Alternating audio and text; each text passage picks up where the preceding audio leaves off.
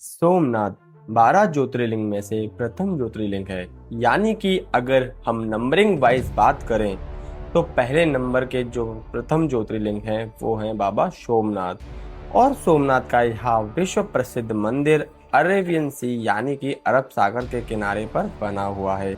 नमस्कार दोस्तों, मैं हूं मोहित और आप देख रहे हो आपका अपना YouTube चैनल मोहित सोर यात्री। सोमनाथ तीर्थ में आप सभी का स्वागत है। अगर आप सोमनाथ यात्रा करने का प्लान कर रहे हैं और यहाँ जानना चाहते हैं कि सोमनाथ के मुख्य मंदिर के साथ साथ आप सोमनाथ में और अन्य कौन कौन सी जगहें देख सकते हैं और कौन कौन से स्थान हैं जो कि यहाँ पर फेमस हैं, तो आज हम आपको सोमनाथ यात्रा के लिए कंप्लीट गाइड करेंगे। सबसे पहले तो हम आपको लेकर चलेंगे उन सभी स्थानों की ओर जो कि आपको सोमनाथ यात्रा के दौरान जरूर एक्सप्लोर करना चाहिए, और उन सभी स्थानों को आपको अच्छे से दिखाएंगे जिससे कि आपको ऐसा अनुभव होगा कि आप हमारे साथ साथ सोमनाथ जी की यात्रा पर आए हुए हैं। और साथ ही साथ हम आपको यह जानकारी भी देंगे कि किस तरह से आप सोमनाथ जी के लिए पहुंच सकते हैं, सोमनाथ की एक्चुअल लोकेशन क्या है, यहाँ पर स्टे फैसिलिटी कहाँ पर है जहाँ पर आप बजट फ्रेंडली तरीके से रुक सकते हैं, अच्छा फूड आपको कहाँ पर मिलेगा और सोमनाथ के आसपास और कौन कौन से स्थान है जो कि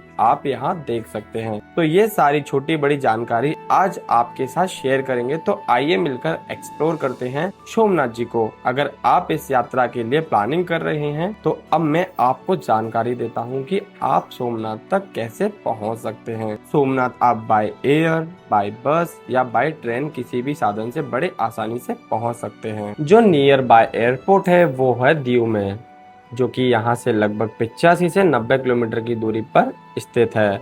और अगर आप बाय ट्रेन आना चाहते हैं तो नियर बाय रेलवे स्टेशन आपको पड़ेगा वेरावल, जिसकी डिस्टेंस सोमनाथ जी से लगभग 7 से 8 किलोमीटर की है। तो आप कहीं पर भी रहते हो, सबसे पहले आप वेरावल पहुंच जाइए और वेरावल पहुंचने के बाद आपको वहां से इजीली ऑटो मिल जाएंगे जो कि आपसे 20 से 30 रुपए सोमनाथ जी तक के लिए लेंगे। अगर आप प्राइवेट टैक्सी करते हैं, प्राइवेट ऑटो करते हैं तो वो आपसे 300 से 400 रुपए का चार्ज कर सकता है। लेकिन आप वहीं पर शेयरिंग टैक्सी ले सकते हो या फिर यहाँ पर रैपिडो, उबर ये सब चलता है तो आप वहाँ से भी ऑनलाइन बुकिंग कर सकते हो। अगर आप सिंगल पर्सन हो तो आप रैपिडो बुक करके भी यहाँ तक इजीली तरीके से पहुँच सकते हो। और अगर आप बाय बस आना चाहते हैं तो बाय बस भी आप सोमनाथ के लिए आराम से आ सकते हैं। सोमनाथ में बस स्टैंड भी है, और अगर सोमनाथ जी के लिए डायरेक्ट बस नहीं मिलती है तो आपको बेरावल तक के लिए बस आसानी से मिल जाएगी। और बेरावल के लिए भी आप वहाँ से भी अगर आपको बस नहीं मिलती है तो आप जूनागढ़ के लिए आसानी से बस आप ढूंढ सकते हो। फिर वहाँ से आप बस एक्सचेंज करके सीधा सोमनाथ जी के लिए आराम से पहुँच सकते हो। और अगर बात करें सोमनाथ में आप कहाँ पर रुक सकते हैं तो एक बहुत अच्छी लोकेशन मैं आपको बताने जा रहा हूँ। आप मेरे पीछे देख पाएंगे सोमनाथ जी का मुख्य मंदिर, और इस मंदिर के पीछे ही जस्ट पीछे ही आपको काफ़ी सारे होटल्स मिल जाएंगे बिल्कुल नियर बाय में। जैसे कि मैं आपको थोड़ा सा अंदर की तरफ भी दिखाना चाहूँगा कि यहाँ पूरी की पूरी गली, और गली को पार करते हुए भी आप जाएंगे तो पूरा मार्केट एरिया तक आपको होटल्स ही होटल नज़र आएंगे, जहाँ पर अगर ऑफ सीजन की बात करें तो आपको 300 से 500 600 आसानी से होटल मिल जाते हैं। लेकिन अगर वहीं बात करें कि अगर सीजन टाइम हो, जैसे कि क्रिसमस टाइम होता है, न्यू ईयर टाइम होता है और अन्य फेस्टिवल जब होते हैं, अगर आप उस समय पर सोमनाथ जी जाते हैं तो वहाँ का होटल के प्राइसेस डबल से ट्रिपल हो जाते हैं। तब मैं आपको बताना चाहूंगा जहाँ पे आपका सोमनाथ जी का मंदिर है उसके सामने ही आपको सोमनाथ जी के ट्रस्ट के होटल मिल जाते हैं। जैसे कि आप मेरी वीडियो में देख पा रहे हैं, ये ट्रस्ट के होटल हैं। आप यहाँ पर आसानी से रूम ले सकते हैं जो कि आपको रीजनेबल प्राइस पर आसानी से मिल जाएंगे। Good morning guys. तो आप जब भी सोमनाथ आ रहे हो और अगर आपको बजट में रूम चाहिए तो यहाँ पे डोरमेट्री मिलती है संस्था की तरफ से। आप लोग मेरे पीछे देख सकते हैं, ये एक डोरमेट्री है। यहाँ पे आपको 9 रुपये पर व्यक्ति का लगता है चार्ज आपका, और डोरमेट्री का टाइमिंग जो है वो सुबह 10 बजे चेक इन होता है और अगले दिन 9 बजे चेकआउट होता है। सामने आप लोग देख सकते हैं इस साइड, ये वाले जो आप डोरमेट्री देख रहे हो ये एसी डोरमेट्री है। यहाँ पे 4 लोगों का रूम आपको 800 रुपये में मिलता है। वो ज़्यादा बेटर है, हम लोग वहीं रुके थे, यहाँ मैं शूट के लिए आया हुआ था। आप देख सकते हैं यहाँ पर नाम भी लिखा हुआ है, श्री सोमनाथ डॉर्मेट्री अतिथि गृह, और ये आपके पास में ही स्थित है। तो आप लोग जब भी आएँ और बजट में अगर आप होटल वगैरह नहीं देखना चाहते हो तो डॉर्मेट्री आपके लिए बेस्ट होने वाला है। ये डॉर्मेट्री एसी वाला है और ये वाला नॉन एसी वाला है। उसके पीछे भी डबल बेड वाला डॉर्मेट्री आपको मिल जाएगा। मतलब यहाँ पर टोटल आपको 3 डॉर्मेट्री मिल जाते हैं, काफ़ी बढ़िया है। तो आप आके यहाँ पर स्टे कर सकते हो। अगर अब हम बात करते हैं सोमनाथ जी में खाने पीने की क्या व्यवस्था है, तो सोमनाथ जी में आपको बहुत ही अच्छी सुविधा देखने के लिए मिल जाती है। आप देखेंगे तो रोड के किनारे आपको काफ़ी सारे ढाबे, काफ़ी सारे रेस्टोरेंट नज़र आएंगे। सोमनाथ जी में खाने पीने के लिए एक और बहुत अच्छा ऑप्शन है, जो कि आपको सोमनाथ जी ट्रस्ट द्वारा आयोजित निशुल्क भंडारा, जैसे निशुल्क भोजनालय भी हम कहते हैं। यहाँ पर आप फ्री में बहुत अच्छा खाना खा सकते हैं। बिल्कुल फ्री में आपको कई प्रकार की डिशेस मिल जाती हैं, जो कि आप पेट भरकर आराम से खा सकते हैं। लेकिन भोजनालय में जाने से पहले आपको बाहर एक टोकन लेना होता है, उसके बाद आपको प्लेट मिल जाती है और उसी के बाद आप भोजन प्रसादी ग्रहण कर सकते हैं। तो जब भी आप लोग जाएं, इस खाने को ज़रूर से ट्राई करें, क्योंकि हमने भी यही खाना खाया था। सोम और इसके सामने ही आपको पुराना सोमनाथ जी का मंदिर मिल जाता है, वहाँ पे आप आराम से दर्शन कर सकते हैं। जैसे कि आप लोग देख सकते हैं हमारे पीछे सोमनाथ जी मंदिर में थोड़ा यहाँ से दूर स्थित, लेकिन सोमनाथ मंदिर जी का ये जो प्रवेश द्वार है वो यहीं पर है। और ये 2 लाइन्स बनाई जाती हैं मेल्स और फीमेल्स की अलग अलग, ताकि मंदिर के अंदर जाने में किसी भी प्रकार की किसी को भी दिक्कत ना हो।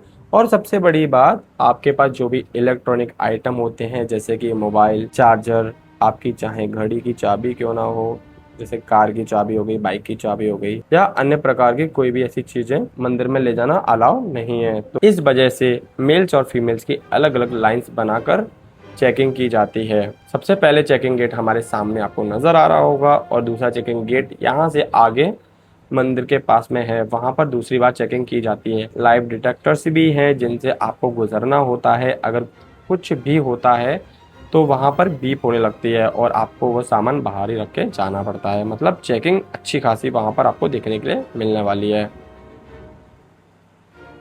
और जैसे ही आप मंदिर के अंदर पहुंचते हैं, वहां पे आपको बहुत ही अच्छे अच्छे स्ट्रक्चर्स बनाए गए हैं, बहुत ही अच्छे आर्किटेक्चर्स जो हैं वो बनाए गए हैं, बहुत ही अच्छी शिल्पकारी मंदिर की गई है। मंदिर में वो खूबसूरत हैं। और एक फ़ायदे की बात मैं आपको बताना चाहूँगा कि सोमनाथ मंदिर के जस्ट बाहर ही इस तरह के क्लॉक रूम्स बनाए गए हैं लाइन से, क्योंकि अगर आप कोई भी ऐसी चीज़ लेकर जाते हैं अंदर, तो यहाँ पर ले जाना अलाउ नहीं है। तो यहाँ पर भी क्लॉक रूम है, आप अपनी सारी चीज़ों को वहीं पर डिपॉजिट कर सकते हैं, जो कि आपको फ्री ऑफ कॉस्ट देखने के लिए मिलने वाला है। अभी जिस सोमनाथ मंदिर को हम देख रहे हैं, यह वो सोमनाथ का मुख्य मंदिर है, जिसे नए मंदिर के नाम से भी जाना जाता है।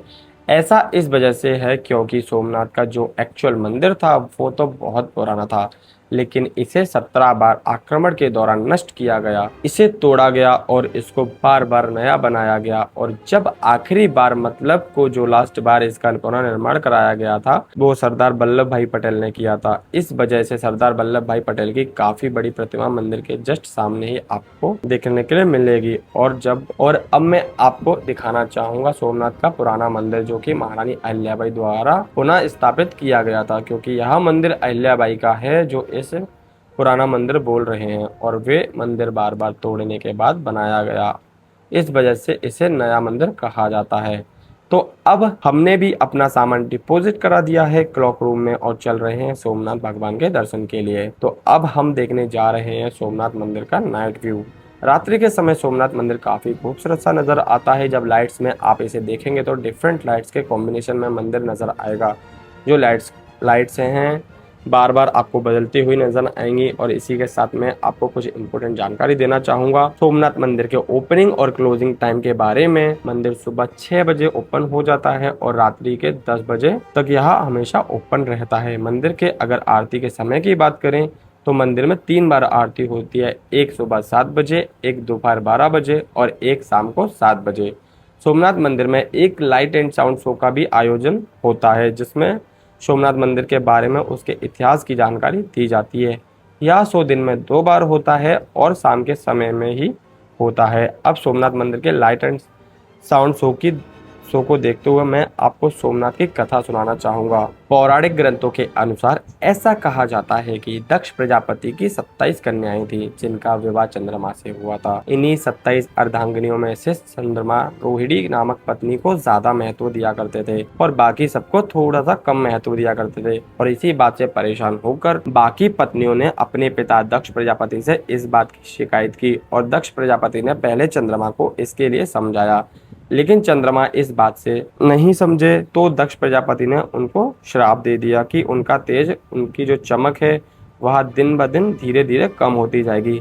फलस्वरूप हर दूसरे दिन चंद्रमा का तेज घटने लगा। श्राप से विचलित हुए चंद्रमा ने भगवान शिव की आराधना शुरू कर दी। अतः भगवान शिव भक्तों से प्रसन्न हुए और चंद्रमा को सम्मुख प्रकट हुए और चंद्रमा जी को श्राप से मुक्त कराया। सोम का मतलब होता है चंद्रमा और चंद्रमा के नाथ जिन्हें हम कहते हैं सोमनाथ। सोमनाथ यात्रा के दौरान अब हम पहुंच चुके हैं एक मंदिर कॉम्प्लेक्स में और यह मंदिर कॉम्प्लेक्स बहुत ज्यादा दोस्त रहता है क्योंकि यहाँ पर बहुत सारे ऐसे स्थान हैं मैं आपको दिखाने वाला हूँ जो कि ऐतिहासिक रूप से बहुत ज्यादा ही देखने में मस्त लगते हैं। जैसे ही आप मंदिर के अंदर पहुंचते हैं और भगवान कृष्ण के आप दर्शन करते हैं तो आपको कृष्ण भगवान आराम से लेटे हुए नजर आते हैं और पास में ही उनके माता लक्ष्मी जी बैठी हुई आपको नजर आती हैं। तो उस समय भी भगवान श्री कृष्ण इसी मुद्रा में लेटे हुए थे और अपनी बांसुरी को बजा रहे थे जब उनको चरा नामक शिकारी ने तीर मारा हुआ था, तब वो इसी मुद्रा में यहाँ पर लेटे हुए थे। यहाँ के दीवारों पे आप देख सकते हैं कितनी अच्छी कलाकृतियाँ बनाई गई हैं जो कि काफ़ी सुंदर लगती हैं।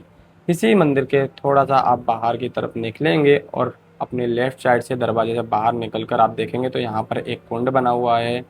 इस कुंड में भी आप स्नान कर सकते हैं। जब यहाँ पे बारिश होती है तब यहाँ पे पानी भरा होता है, लेकिन अभी यहाँ पे बारिश का समय नहीं है तो पानी पूरा सूखा हुआ है। इसके बाद आप जैसे ही थोड़ा सा और बाहर निकलते हैं पास में ही आपको एक शिव मंदिर मिलता है।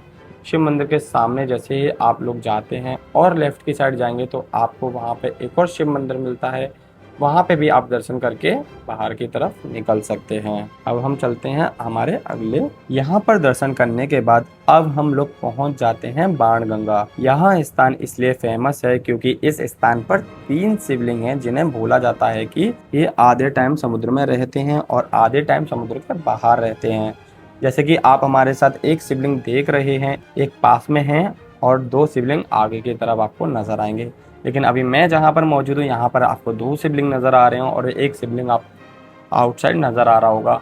लेकिन मैं यहाँ पर शाम के समय में पहुँचा हूँ इसलिए यहाँ पर पानी की मात्रा आप लोग देख सकते हैं बहुत अधिक है और समुद्र अपनी धाराओं से बाबा महादेव का जल अभिषेक कर रहा है। तो आप ये सारी चीज़ें देख कर करें क्योंकि शाम के समय में जल धाराएँ जो होती हैं वो थोड़ा तीव्र हो जाती हैं। पानी आपको अपने अंदर की तरफ आकर्षित करता है और आपको अपनी ओर खींचता है। तो इसलिए आप जब भी दर्शन के लिए जाएं तो थोड़ा देख कर जाएं।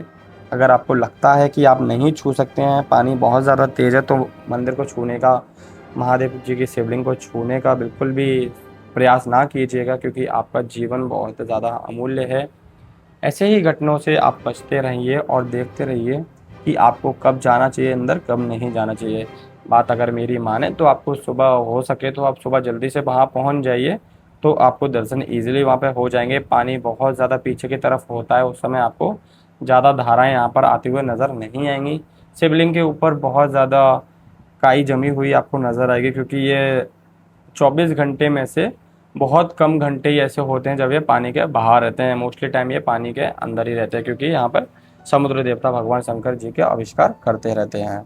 अब हम बात करते हैं कि इस स्थान का महत्व क्या माना जाता है। तो इस स्थान का महत्व इस वजह से भी माना जाता है क्योंकि जो जरा नामक का शिकारी था उसने यहीं से तीर छोड़ा था और वो तीर जाकर भगवान श्री कृष्ण को लगा था। वो लगभग भालका तीर्थ नामक स्थान यहाँ से लगभग 1.5 किलोमीटर के डिस्टेंस पर है, लेकिन तीर यहाँ से मारा गया था और 1.5 किलोमीटर दूर डिस्टेंस पर जाकर भगवान श्री कृष्ण के अंगूठे पर वो तीर लगा हुआ था। इसलिए यहाँ का बाणगंगा का नाम बाणगंगा कहा जाता है और यहाँ का इससे जुड़ा हुआ ये बहुत ही ज़्यादा ज़रूरी महत्व माना जाता है। इसी के साथ साथ आप थोड़ा सा आगे की तरफ जाते हैं, बेरावाला की तरफ अगर आप जाते हैं, स्टेशन साइड से अगर आप आते हैं बेरावल से या बेरावल की तरफ जाते हैं तो आपको रास्ते में बहुत सारे आपको पानी के जहाज स्टैंडों पर लगे नज़र आएंगे। काफ़ी सारी बोट्स वहाँ पर नई नई बनाई जाती हैं और वहाँ पे काम चलता ही रहता है। यहाँ पर आपको लाइन से कम 0 से 12 हज़ार के आसपास बोट्स देखने के लिए मिल जाएंगी, जो कि काफ़ी बड़ा एरिया यहाँ पर कवर करते हैं। ये बोल सकते हैं यहाँ पे एक पार्किंग अलॉट है जहाँ पर ये सारी चीज़ें आपको नज़र आएंगी। अब हम आ चुके हैं यहाँ के प्राचीन प्राचीन मंदिर की तरफ, जो कि सूर्यदेव जी का माना जाता है। यहाँ की मान्यता है कि यह मंदिर 5000 साल पुराना और पांडवकालीन है। ऐसा भी बताते हैं कि इस मंदिर का निर्माण पांडवों द्वारा किया गया था। सूर्य मंदिर के पास में ही 5 पांडव गुफा, जिसका निर्माण पांडवों द्वारा करवाया गया था। और इस गुफा के अंदर माता हिंगलाजा का मंदिर भी आपको देखने के लिए मिलने वाला है, जो कि पांडवों की इष्ट देवी हुआ करती थी। और ये 5 पांडवों की इस तरह से एक प्रतिमा यहाँ पर बनाई गई है और लिखा भी हुआ है युधिष्ठिर, भीम, अर्जुन, सहदेव, नकुल। ये सारी चीज़ें यहाँ पर आपको देखने के लिए मिलने वाली है। पूरा स्टैचू है, साथ में ये सिद्धि विनायक हैं, जहाँ पर आप भगवान श्री गणेश के भी दर्शन कर सकते हैं। जैसे ही आप अंदर की तरफ और बढ़ेंगे तो आपको यहाँ पर माता हिंगलाज देवी का मंदिर मिलेगा। इसके साथ ही आप थोड़ा सा अंदर की तरफ आते हैं तो आपको ये शिवलिंग के दर्शन होते हैं, जो कि पानी में पूरी तरह से शिवलिंग डूबी हुई आपको नजर आ रही है। इसी के साथ साथ में आप थोड़ा सा और अंदर की तरफ जाएंगे तो आपको यहाँ पर एक श्री गणेश जी का छोटा सा मंदिर दिखाई देगा, जो कि पूरा अंदर से कच्चा हुआ पड़ा हुआ है। तो इसलिए हम अंदर नहीं जाएंगे, यहाँ से बाहर की तरफ आएंगे तो आपको ये पूरा एरिया दिखेगा, जहाँ पर आप लोग बैठ के भजन कीर्तन कर सकते हैं। और सामने ही आपको यहाँ पर और भी अन्य चीज़ें देखने के लिए मिलने वाली हैं। इसी के बाद आप माता हिंगलाजा देवी के मंदिर में अंदर जा सकते हैं और वहाँ पे भी अपने दर्शन प्राप्त कर सकते हैं। इसी के बाहर जैसे ही आप बाहर आएंगे तो आपको काफ़ी सारी चीज़ें यहाँ पर देखने के लिए मिल जाएंगी। शॉपिंग के लिए आपको काफ़ी सारी दुकानें देखने के लिए मिल जाएंगी।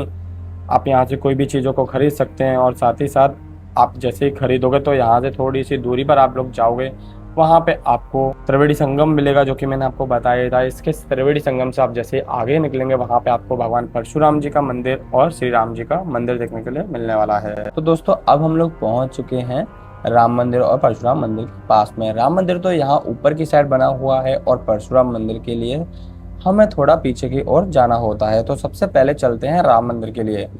तो अब हम प्रवेश कर रहे हैं भगवान श्री राम जी के दर्शन के लिए। यहाँ पर भगवान लक्ष्मण जी, भगवान राम जी और माता सीता जी की बहुत खूबसूरत प्रतिमाएं स्थापित हैं। और साथ ही साथ आप यहाँ पर भगवान हनुमान जी की प्रतिमा भी देख सकते हैं। और दूसरी साइड में आप लोग देख सकते हैं यहाँ पे गणपति महाराज की प्रतिमा भी, आप इनके भी दर्शन कर सकते हैं। अब हम पहुँच चुके हैं बाबा परशुराम जी के मंदिर, जो कि राम मंदिर के साइड से ही रास्ता जाता है। वहाँ से अगर आप चाहें तो लिफ्ट का इस्तेमाल करके भी नीचे की ओर आ सकते हैं और परशुराम मंदिर में दर्शन कर सकते हैं। यह स्थान इस वजह से महत्व रखता है क्योंकि भगवान परशुराम की ये तपोस्थली रही है। यहाँ पर भगवान परशुराम ने तप किया है और इसी के साथ यहाँ पर महादेव के कई सारे नाम के अलग अलग शिवलिंग हैं, जो कि यहाँ पर विराजमान है, जिनसे भी आप दर्शन कर सकते हैं। राम मंदिर के बारे में एक और इम्पोर्टेंट चीज़ मैं आपको बताना चाहूँगा। यहाँ पर भी आपको निःशुल्क भोजनालय देखने के लिए मिलने वाला है, जिसकी टाइमिंग की अगर बात की जाए तो सुबह 11 बजे से लेकर दोपहर के 3 बजे तक आपको यहाँ पर भोजन प्रसादी देखने के लिए मिलने वाली है। अगर आप मंदिर से भोजन प्राप्त नहीं करके आ सकते हैं तो आप श्री राम मंदिर पर भी भोजन ग्रहण कर सकते हैं। अब हमारा ये सर्कल कंप्लीट होता है और यहाँ से अब हम लोग पहुँच चुके हैं सोमनाथ जी के मुख्य सर्कल की तरफ। एरिया पर पहुँच चुके हैं जिसका नाम है हमीरजी गोहल सर्कल एरिया। इस तरह से हम बोल सकते हैं इसे, क्योंकि यहाँ पर हमीरजी गोहिल एक बहुत ही बड़ा सा स्टैचू आपको चौराहे पर नज़र आता है, जो कि घोड़े पर सवार हमीरजी गोहिला जी बैठे हुए हैं। इनके बारे में थोड़ा सा इतिहास मैं आपको बताना चाहूँगा। हमीरजी गोहिल एक क्षत्रिय थे जिन्होंने सोमनाथ के मंदिर के प्रोटेक्शन के लिए काम किया था। जब सोमनाथ के मंदिर पर आक्रमण हो रहा था तो इन्होंने सोमनाथ के मंदिर को बचाने के लिए दुश्मनों से लोहा लिया और वीरगति को प्राप्त हुए। और उन्हीं का यह सर्कल पर आपको एक स्टैचू देखने के लिए मिलता है सोमनाथ का, क्योंकि यहाँ तक ऑटो वगैरह सारी चीज़ें यहाँ तक आती हैं। उसके बाद बैरिकेड्स लग जाते हैं और सर्कल के जस्ट सामने ही आप देखेंगे तो आपको नजर आएगा सोमनाथ मंदिर। हमीरजी गोहिल की प्रतिमा के पास और इस सर्कल के पास में ही है श्री लक्ष्मी नारायण मंदिर, जो कि एक तरह से साउथ शैली में बनाया गया है। यानी कि जैसे ही हम साउथ के मंदिर देखते हैं उसी तरह की शैली में इस मंदिर को भी बनाया गया है, जहाँ पर भी आप चाहें तो दर्शन कर सकते हैं। यहीं पर पास में श्री बालिका जी मंदिर भी बनाया हुआ है, जो कि इस तरह से साउथ शैली का और मंदिर है, जो कि श्री लक्ष्मी नारायण के मंदिर के पास ही बना हुआ है और आप वहां पर भी जाकर दर्शन कर सकते हैं। अब हम चल रहे हैं सोमनाथ के एक बहुत ही इंटरेस्टिंग प्लेस की ओर, जो कि है सोमनाथ बीच। सोमनाथ बीच में प्रवेश करने के लिए आपको 5 रुपए की पर्ची यहाँ पर कटानी पड़ती है, और अगर आप यहाँ पर साइकिलिंग करना चाहते हैं, एक पर्सन का चार्ज 10 रुपये अगर आप यहाँ पे कपल साइकिलिंग करना चाहते हैं तो आपको 20 रुपये देने पड़ते हैं। तो फाइनली अब हम निकल चुके हैं सोमनाथ जी के बीच की तरफ। लहरें यहाँ पर काफ़ी ज़्यादा तेज रहती हैं हमेशा, तो यहाँ पे थोड़ा काफ़ी ज़्यादा श्रद्धालु आपको देखने के लिए मिलने वाले हैं। तो आपको थोड़ा लहरों से बचकर रहना चाहिए, समुद्र के अंदर ज़्यादा नहीं जाना चाहिए, क्योंकि यहाँ पर बताया जाता है कि यहाँ पर तकरीबन हर महीने 4 से 5 लोगों की मृत्यु हो जाती है लहरों में डूबने के कारण। इसी के साथ साथ आप यहाँ पर घुड़सवारी कर सकते हैं, ऊँट सवारी कर सकते हैं, उनके साथ फ़ोटो खींच सकते हैं। काफ़ी सारे एडवेंचर की एक्टिविटी आप लोग यहाँ पर कर सकते हैं, पर यहाँ पे सारी चीज़ों के साथ साथ आपको अपनी सेफ्टी बहुत पहले बरतनी चाहिए। और सबसे ज़रूरी बात, अगर आप इस बीच के टाइमिंग की बात कर रहे हैं तो यह सुबह 6 बजे से लेकर शाम को 7 बजे तक ओपन रहता है। इस बीच पर यहाँ पर कभी भी आ सकते हैं। सोमनाथ बीच पर आपको बड़ी सी हनुमान जी की प्रतिमा सामने ही नजर आती है, जिनकी भी आप यहाँ पर दर्शन कर सकते हैं। साथ ही साथ सोमनाथ बीच से सोमनाथ मंदिर का बहुत ही खूबसूरत भी नज़ारा आपको नजर आता है। सोमनाथ में एक छोटा सा लोकल मार्केट भी है, जहाँ पर आप देखेंगे तो लाइन से काफ़ी सारी दुकानें आपको नजर आएगी। यहाँ पर आपको कुछ फ्रूट आइटम जैसे एक पूजा सामग्री और शंख वगैरह नजर आएंगे। यहाँ से आप सारी चीज़ें खरीद सकते हैं। सोमनाथ यात्रा के दौरान जो सभी स्थान हमने देखे, वे अगर आप चाहें तो सोमनाथ ट्रस्ट द्वारा चलाई गई यात्रा बस के थ्रू भी देख सकते हैं। इससे आपको यात्रा करना बहुत सस्ता पड़ेगा, लेकिन इसका एक छोटा सा डिसएडवांटेज यह होता है कि आपको यात्रा करते वक्त सभी स्थानों पर एक लिमिटेड टाइम ही दिया जाता है, जिस दौरान आप वहां पर दर्शन कर सकते हैं और घूम सकते हैं। और अगर बात करें कि आप सोमनाथ के अलावा यहाँ पर नियर बाय और कौन कौन से प्लेसेस एक्सप्लोर कर सकते हैं, तो सबसे बेटर ऑप्शन रहेगा गिर नेशनल पार्क सफारी का, जहां पर आप लॉन्ग साइडिंग कर सकते हैं। जंगल के अंदर आपको ले जाया जाता है, सफारी आप वहां पे कर सकते हैं। दूसरा ऑप्शन आपके लिए रहेगा दीव, जो कि यहां से लगभग 85 से 90 किलोमीटर की दूरी पर स्थित है। यहाँ पर आप जाकर बहुत एंजॉय कर सकते हैं। वहाँ पे खूबसूरत बीचेस हैं, द फोर्ट और दीव का फोर्ट है, आप देख सकते हैं। हमारा दीव का एक सेपरेट वीडियो भी मैं यूट्यूब पर आगे चल के डालने वाला हूँ, आप वो वीडियो भी देख सकते हैं। बस इतना ही आप लोग देख सकते हैं यहाँ पर। और इसके साथ ही साथ अगर आप चाहो तो द्वारकाधीश भी जा सकते हैं, जो कि यहाँ से 240 से 250 किलोमीटर के आसपास पड़ता है। तो दोस्तों, यहाँ है सोमनाथ और सोमनाथ की घूमने की संपूर्ण जानकारी। मैं होप करता हूँ कि आपको ये वीडियो बहुत ज़्यादा अच्छा लगा होगा और मैंने इस वीडियो में सारी चीज़ों को अच्छे से कवर किया होगा। अगर आपको यह वीडियो अच्छा लगा तो प्लीज़ वीडियो को लाइक कीजिए, इसे शेयर कीजिए अपने दोस्तों और फैमिली मेम्बर्स के साथ। और अगर आपको यह वीडियो जेन्युइनली अच्छा लगा है तो प्लीज़ अपना एक्सपीरियंस कमेंट सेक्शन में ज़रूर मेंशन करें। और अगर आपने अभी तक हमारे चैनल को सब्सक्राइब नहीं किया है तो प्लीज़ हमारे चैनल को सब्सक्राइब कीजिए। इसी के साथ साथ आप बेल आइकन को दबाकर ऑल पर प्रेस कर लीजिए, ताकि आने वाले वीडियो की नोटिफिकेशन आपको सबसे पहले मिल जाए। मिलते हैं नेक्स्ट वीडियो, तब तक के लिए जय श्री राम, जय सोमनाथ, हर हर महादेव। सेफ रहें, सुरक्षित रहें। वाली जीत भले आ जाए मौत, अब हुआ कामयाब ना बचा किसी का खौफ। अब शोहरत पाली मैंने, दौलत पाली, पापा की छाती चौड़ी के सामने टिकेगा कौन।